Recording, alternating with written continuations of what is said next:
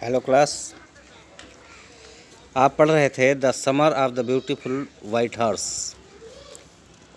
इसका शेष भाग पढ़ेंगे पैसेज 2 से। राइटर कहता है, I knew my cousin Murad enjoys being alive more than anybody else who had ever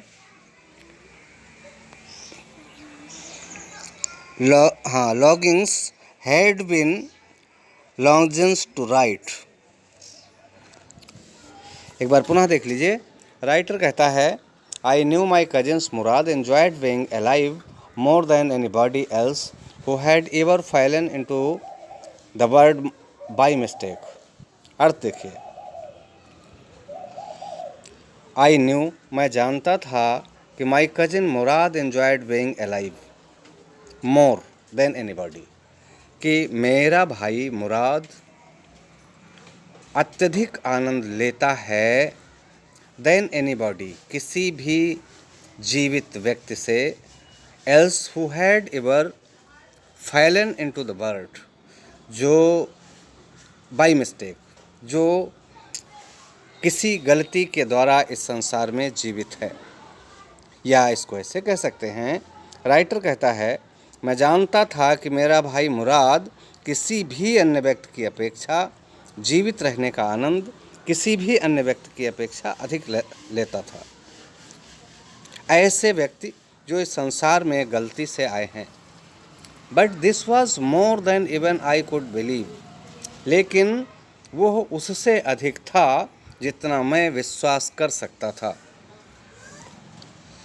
in the first place my earliest memories had been memories of horses and my first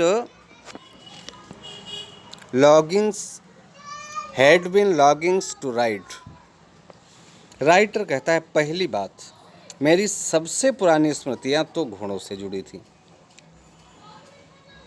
in the first place my earliest memories, मेरी सबसे पहली जो memories थी वो, writer कहता है, वो काहे से जुड़ी थी? मेमोरीज ऑफ हॉर्सेस, घोड़ों की स्मृतियों से जुड़ी थी। And my first longings had been longings to ride, और उसमें भी सबसे अधिक मेरी इच्छा थी सवारी की इच्छा। This was the wonderful part, और ये जो था सबसे अधिक अद्भुत बात थी।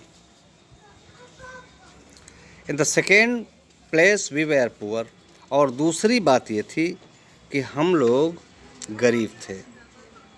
This was the part that would not permit me to believe that I saw.